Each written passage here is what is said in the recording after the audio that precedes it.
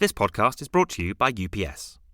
Now one of the world's largest package delivery companies, UPS started out as a small business too, so they have the expertise and experience to make international shipping easy for your business. Find out more at www.ups.com/SMB.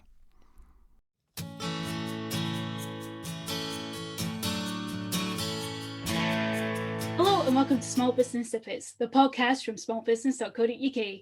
I'm your host, Anna Jordan. Today we have Mark Wright, entrepreneur, TV personality and winner of The Apprentice back in 2014. Born in Armidale, Australia, Mark's entrepreneurial family inspired him to go into business himself. After some time backpacking and with only £172 in his bank account, Mark decided that it was time to get to an English-speaking country to start earning pronto. After arriving in the UK, Mark got a job selling digital advertising services. Unfortunately, he was unable to secure a bank loan to launch an agency of his own, so his friend suggested he go on The Apprentice instead. Since appearing on the show, Mark has launched 5 businesses and is the only Apprentice winner to turn over in excess of £1 million within 1 year of winning. In this episode, we'll be talking about stress management and how to maintain a strong online presence for your business post-lockdown. Hi, Mark.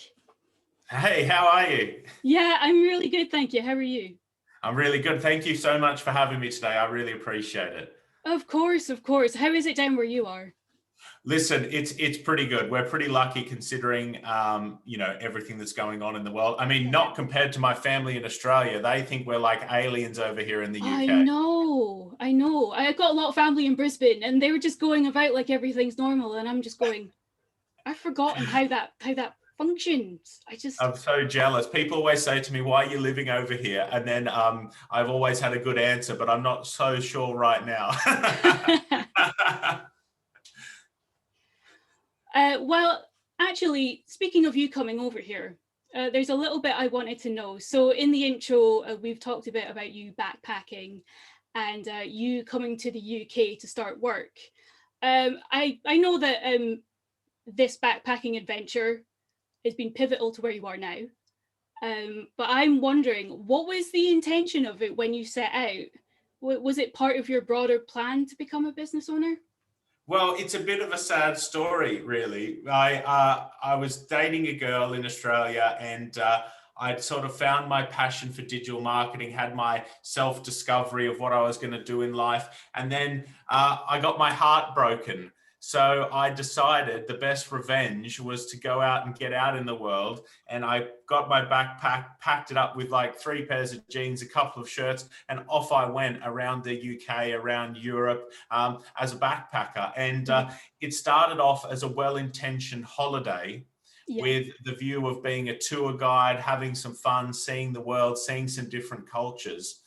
And I loved it.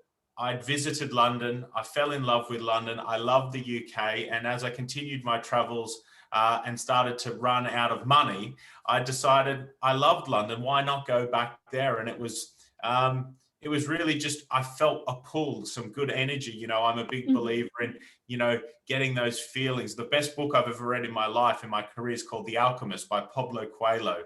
And there's a big theme throughout the book, which is follow the omens. If you feel something, if you feel a pull towards something, if you get energy towards something, just go with it. And you technically might not know the answers at the time, but if you go with it, go with the vibes, and you never know what's going to happen. And then, as they say, the rest is history. I got here, I was living in a hostel, a backpacking hostel. I had no money. I started door knocking for jobs. I got a job, worked my way up in the digital marketing community, thought I could do it better, and took my idea on The Apprentice. And one thing just led to the next. I sit here today and all these amazing things have happened, but it kind of just feels like a click of the fingers or a blink of the eye, and I'm Lord Sugar's business partner and own all these companies. And it's hard work, having goals, and almost it was preordained to a certain respect. Yeah, because you've talked about being a real goal setter, knowing where you're going to be 5-10 years time, but this seemed like quite a spontaneous move. Yeah, I think, you know how they say the biggest things happen outside your comfort zone. I think the biggest killer of people's success is comfort, staying in their mediocrity, getting comfortable, doing things that don't necessarily challenge them, but make sure they stay safe. And it's really easy in our society today, particularly, in Australia, where I come from, in the UK, in America, it's really easy to stay comfortable in the middle part of society. And every time I've gained any success in life, whether that's leaving Australia with no money and backpacking, giving up my job and my flat to go on to the Apprentice, taking loans to start companies, whatever it might have been, every time I've achieved something in my life, it's been from pushing myself out of my comfort zone. And just reflecting on that, Steve Jobs, who's the photo of me behind me, who I am in love with, basically.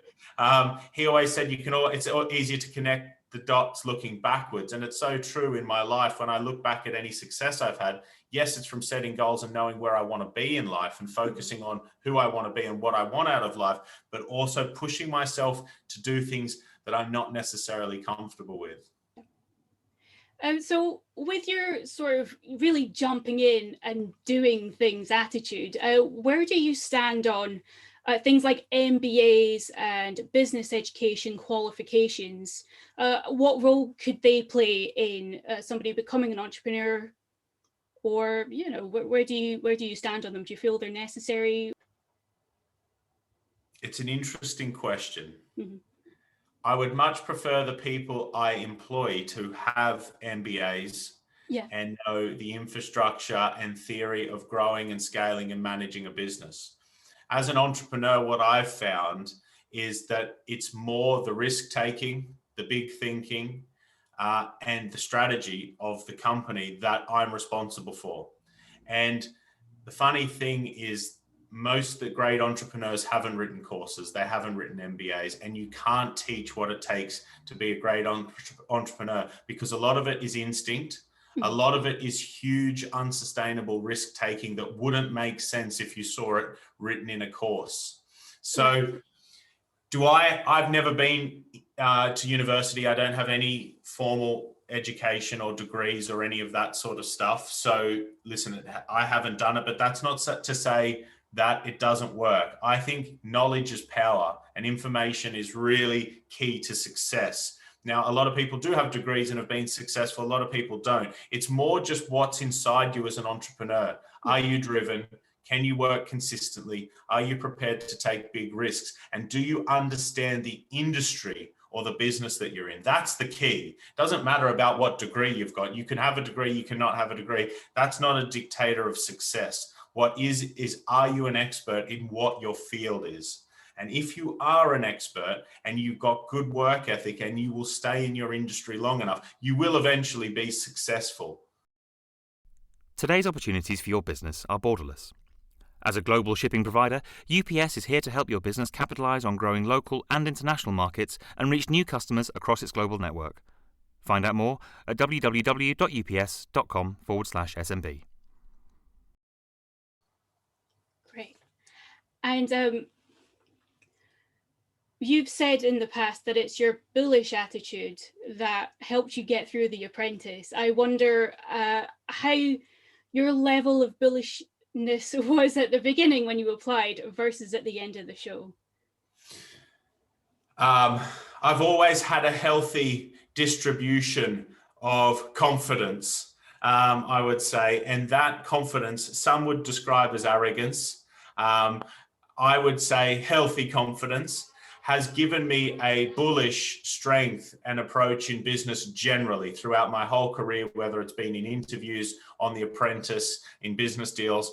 And that confidence in either negotiating a deal, winning The Apprentice is so powerful. I believe the key to high performance is high self-confidence, high self-belief. And before you start working on other things, you need to really work within yourself to be confident, because if you believe in yourself and what you're selling and what you're doing, other people will buy into that, whether that's your employees on the journey, whether that's a banker to give you a loan, whatever it might be. That self-confidence is so important. And I think I carried this era of confidence in from day one of The Apprentice through to the final, and Lord Sugar and the other judges could sense it. And I think also the other candidates could sense it. And it's a pretty powerful tool in the Apprentice, but in business as well. And in your profile, when the series was broadcast, under your worst business skills, it says, "I have no bad business skills." Would you say that's still true now with hindsight? You've really done your research. I mean, you do say some things on there that you look back and you kind of get a bit of a tingle of embarrassment, because you say some crazy stuff to be entertaining on the show. Sure. But do I have any bad business skills? Listen, there's always things I can improve on. But I would say my gift in life is business. You know, I'm passionate about business. I love business. I've studied every facet of it, from small, medium, large, great entrepreneurs of all time. So listen, some people can play a musical instrument like you've never heard. Some people can run the 100 meters in 10 seconds and under. My gift that I got was being really brilliant at business. And that's my thing. So I'd like to say I have no bad attributes. I'm sure other people would challenge that, but it's the thing I love in life. And I believe as well that you took forward this absolute commitment to business, to your business, and to creating it and making it a success. But it reached a point where you were extremely stressed, burnt out, even to the point where one of Lord Sugar's aides approached you and said, you know, when's the last time you took a break, went to the gym? Tell us about getting to that point and how you felt. Listen, I think when you create a startup business, I think the startup journey is the hardest area of business. I own businesses at all different levels of turnover, size, staff numbers, investment levels, etc. For me, the hardest journey was that zero, starting at a company, registering at Companies House and going from zero to whatever. Yeah. So tough. And in the first 2 years of my business, I pretty much didn't have a day off.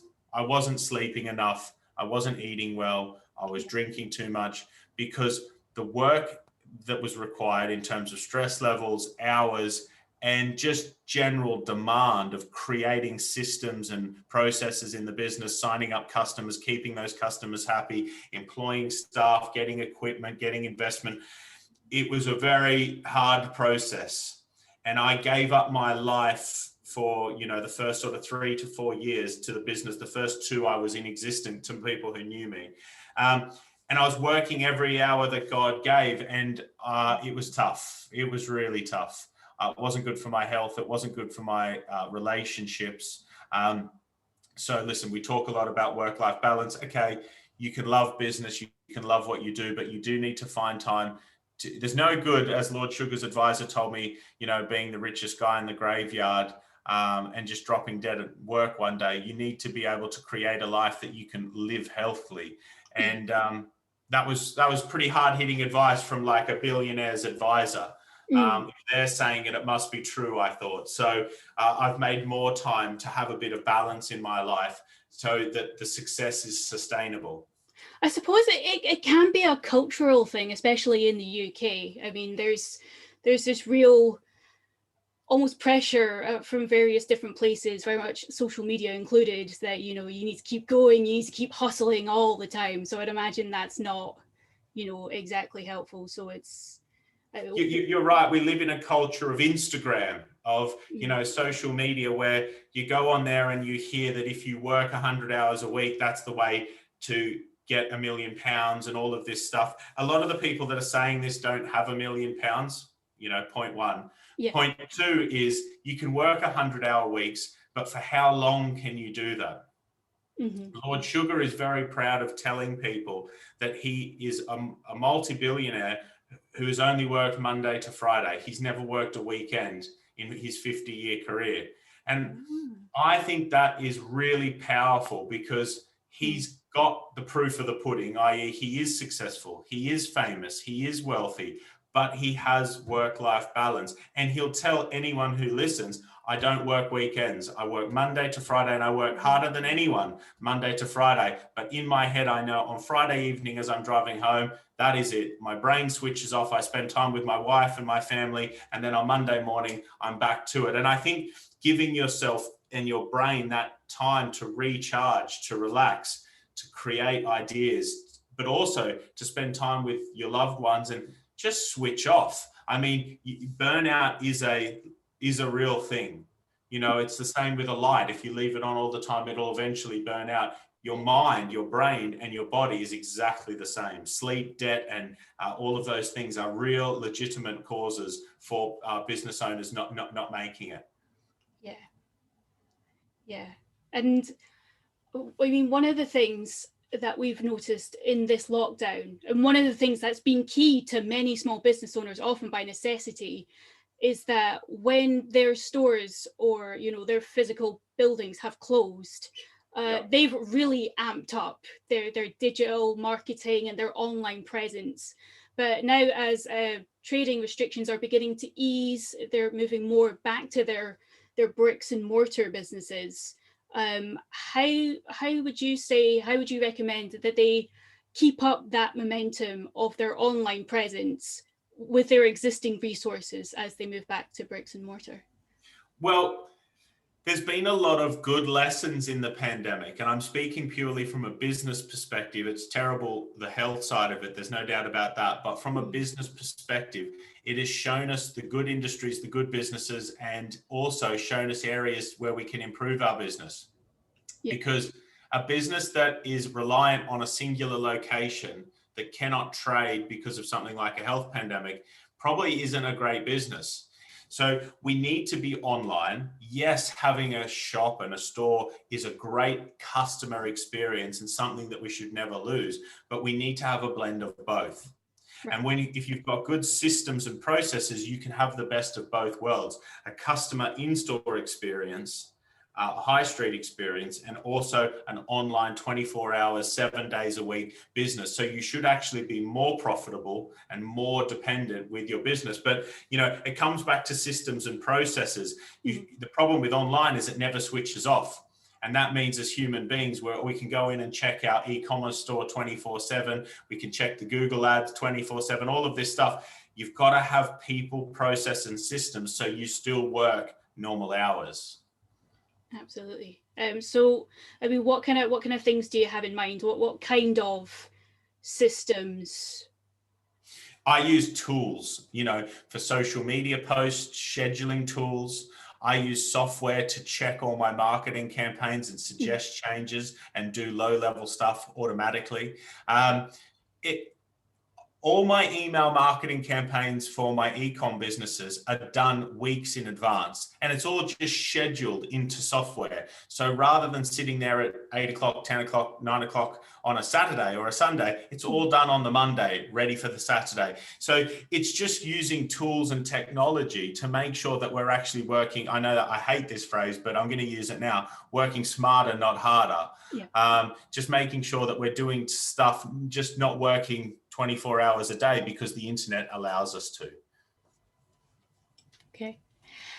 Just 1 second. I'm just seeing how we're doing for time. The thing when you're doing a video, you can't. Oh. You're loving it. You have not noticed the time go by. Come on. Yeah. Is there anything else you'd like to add before we go? Absolutely not. I think it's great that there's podcasts like this. All I would say, you know, to any business people out there that are listening to this is get yourself a mentor. You know, if I've learned anything through my process of business, it is surrounding myself with great business people that has enabled my success. One's because deals and success falls off other successful people, but two, knowledge falls off them. And generally, when a business owner or an entrepreneur is failing, it's not through a lack of resource or finance, it's through a lack of knowledge. And it's podcasts like yours and having a good mentor that really help people get over the goal line. So yeah, that's really it. And I think it's going to be a good time ahead. Yeah. Just a quick one. Where would you recommend finding a mentor? Well, there's this amazing tool called LinkedIn. Ah, And yes. pretty much every business owner of all time is on there. And what I recommend is a good mentor is someone that's been there, done that, and bought the t-shirt. And I always recommend someone that's either business or industry specific. Yeah. You can go onto their LinkedIn, follow them at social media, see where they're speaking next. Where's their next event? Where's their next conference? And go there. Track them down and ask them to coach you, mentor you, even if that's through giving them equity in your business or paying for their time. But knowledge really is the key to scaling up a successful business. And if you've got the right people at board level of your company, it's very hard for that company to fail. And it's been a big lesson for me on my journey. And I hope that helps other business owners as well. How much, well, I suppose it very much depends on who it is, but how much equity would you suggest? It depends how great the mentor is. Yeah. I mean, I've got Alan Sugar and I gave him 50%. I mean, the most amount of equity you'd want to give any shareholder is probably 50%, 49%, and you'd probably want to come back from there. So for someone that's just going to attend board meetings, you're probably looking at 5%, 10%. Yeah. If you're looking at someone significant that's going to take an active role, 30%. But it depends on the size of your business and the size of their input as well. Yeah. Okie doke. Well, great. That sounds like a good place to wrap up. So I will leave it there. But thank you for coming on the podcast, Mark. It's been fab. Thank you so much for having me. Of course. Take care. Cheers. You can find out more about Mark at climb-online.co.uk. You can also visit smallbusiness.co.uk for more on digital marketing and the pros and cons of business education. Remember to like us on Facebook at Small Business Experts, follow us on Twitter at Small Business UK, all lowercase, and subscribe to our YouTube channel, linked in the description. Until next time, thank you for listening.